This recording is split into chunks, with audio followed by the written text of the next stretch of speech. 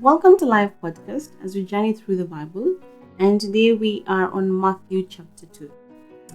So yesterday we did a background check on Matthew, and we saw that he was a Jewish tax collector, and he was also a disciple of Jesus Christ. So today we're going to talk about, we are in chapter 2, and in chapter 2 we see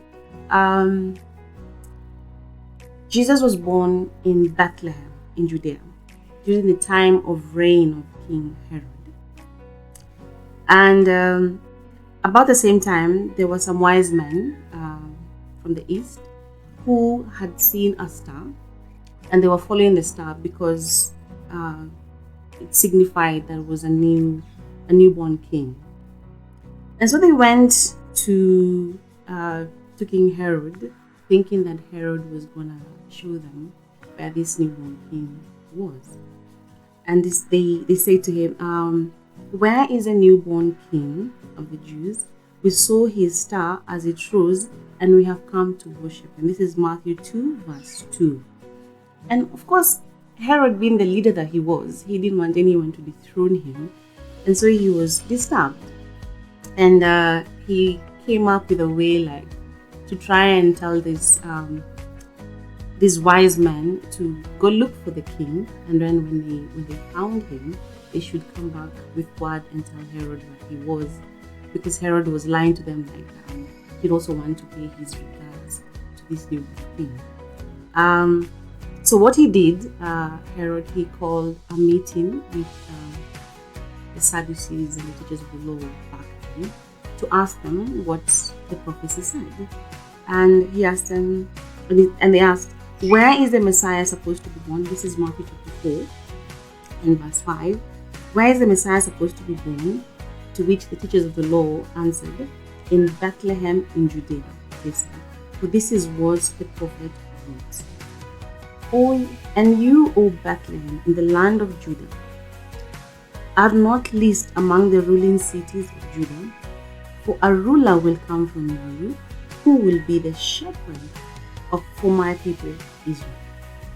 Okay, and it's interesting that the teachers of the law knew about the prophecy, but even when Jesus came about, they still didn't believe him. So Herod called the wise men and he sent them their way, and the wise men went to look for the king.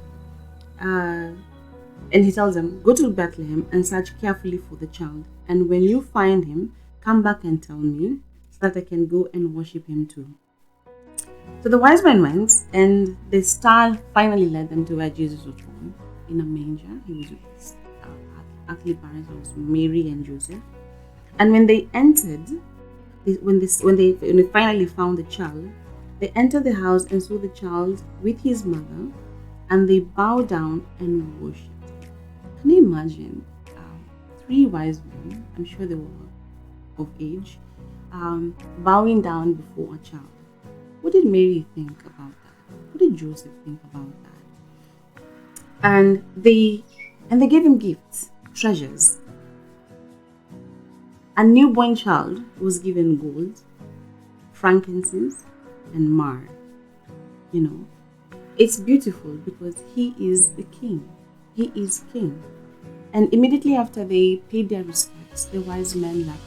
And actually, God showed them in a dream. This is in verse 12. When it was time for them to leave, they returned to their own country by another route, for God had warned them in a dream not to return to Herod. Because remember, Herod was pretending that he wanted to pay respects to the king of the Jews, but ideally he wanted to destroy him. And after that, the angel of the Lord appeared to Joseph in a dream and warned him of the plan of Herod.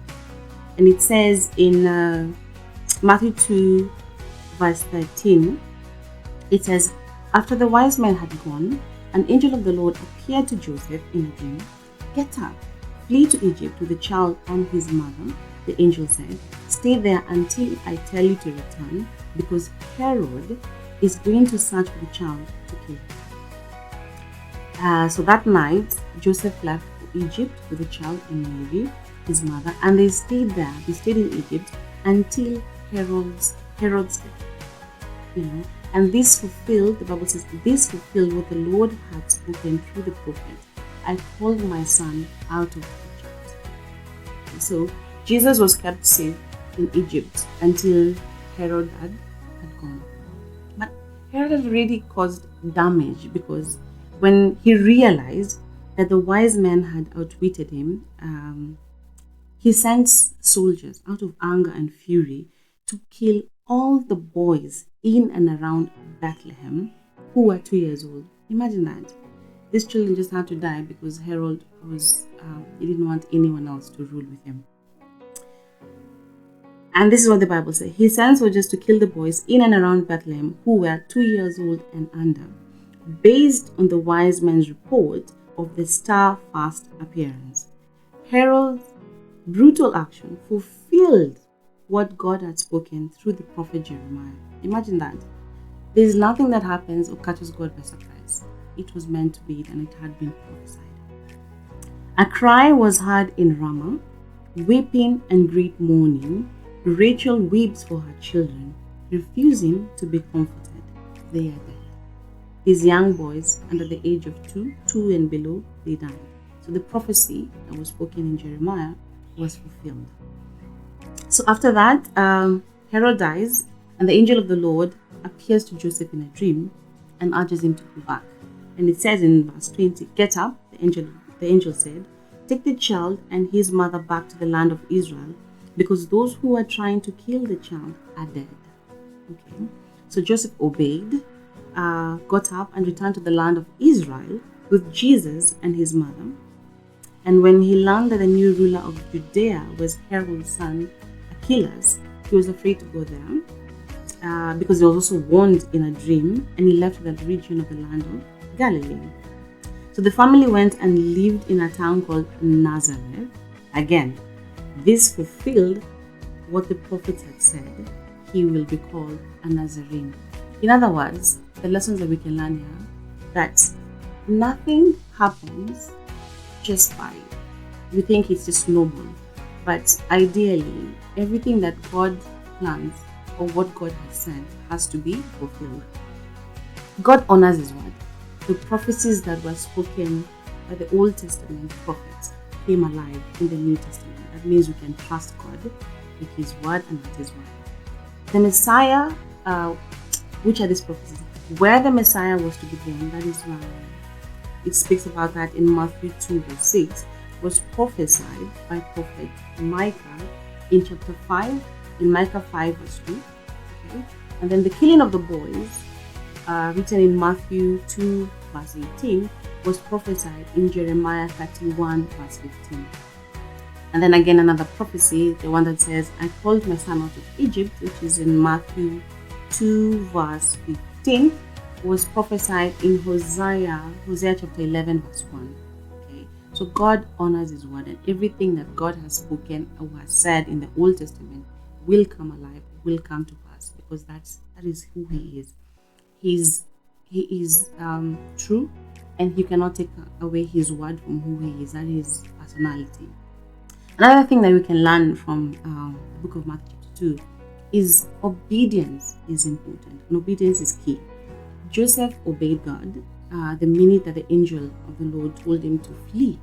Can you imagine, even for a minute, if Joseph did not obey? I mean, what would have happened? I don't even want to think about that. But it is important for us to obey what God says, God tells us to do, because the first obedience will lead to the next set of instructions along the way. But if you do not obey the first one, I don't even think there will be a second set of instructions, because you didn't obey the first one. Okay, and then another lesson that we can learn the chapter 2 of the book of Matthew is nothing, absolutely nothing, can destroy the plans of God, because Herod was trying to destroy, or thinking that he would kill Jesus in the way of as he was killing the young children, but he didn't manage, because nothing can destroy the plans of God over your life, over your purpose. So we need to trust God at all times. And just like that, we are done with chapter 2. only 23 verses. So go ahead, read chapter 2, write in the comments what you have learned, and let us know the lessons that you have learned. If you have any questions that we can answer them, tell us and we'll have a discussion. Until tomorrow, where we do chapter 3, and that is the baptism of Jesus Christ. See you then.